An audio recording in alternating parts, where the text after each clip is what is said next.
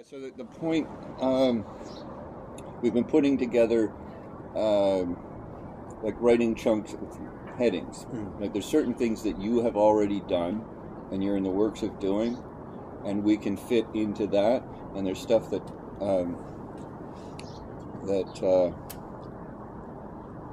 Kathy Lee has done, and she has a website that Ciera will show you that kind of leads to. There's 3 or 4 things moving in the same direction. There's a lot of previously existing work.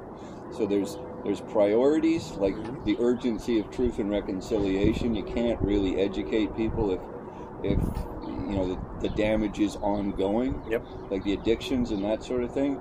So there's a number of things that have to be worked on simultaneously, and so the priority will be like urgency, what pre-existing work is done already, and then potentially what is available, like what funding is available to do what part of this project, because the project is a huge wide spectrum of different avenues, but they all come back to the same thing, like preserving a culture, reinvigorating a culture,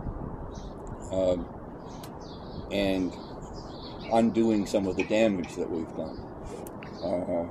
So for what it's worth, we're Susan, throwing all this stuff out into. We're going to get married in August, so she has an organization that focuses on the value of writing and of voice. I'm going to run upstairs. You go. So it's called the Toronto Writers Collective, and it's based on a particular method that makes a safe place for people to write, and people who are generally voiceless and marginalized is, in essence, create value in and of their own voice. They speak, they write, and they listen to other people. And it makes a dramatic change in that situation. So among the places that she carries on these ongoing workshops are with the Anishinaabe in the health unit at Eglinton. We've spoken with the Natives Women's Center and Ms. Beek. They are all sort of have funding sources, employment funding sources, and they also have some people that we know because they're part of the larger group. I won't pretend to know what everybody does in those places, but her organization also has to understand the culture of the people that they're dealing with. So they have ways of doing that, and they've been involved in that. So the facilitators that Susan trains are also trained by the community in terms of how to deal with people. And it's working great.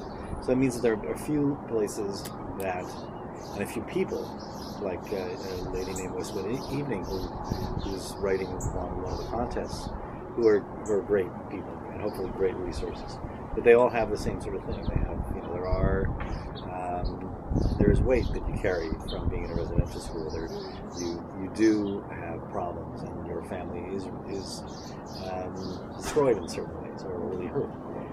So I think it speaks to that point. So all I can say is that we have some people who might be helpful, or who might be able to help us open doors as well here in Toronto. Okay. I know that we tried to get a grant for Westwood to bring the writing process in-house into the Native community, because we're sort of providing those services to train people internally, and that's something we're working on with Ms. Beek, which is, I believe, primarily an employment service or a group whose object is to find employment and development in the Native community. So that's one of the things that Ciera was talking about, like the people that come from the South having been educated, and the people go south for like alcohol and drug addictions. They come back and they're not necessarily able to maintain right. So what Susan's project is doing is absolutely the kind of thing. I think, in an interesting way.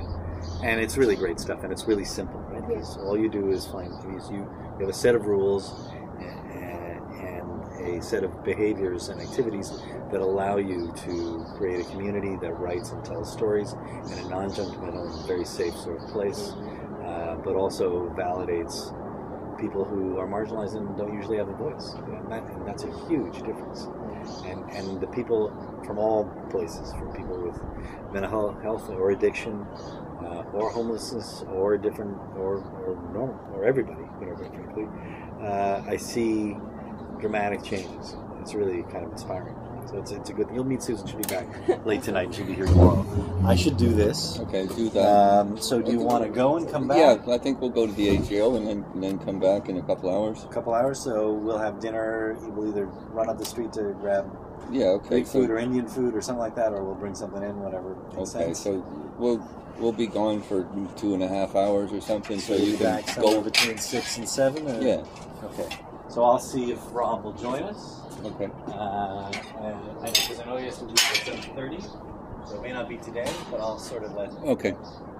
Make yourself at home. We're gonna.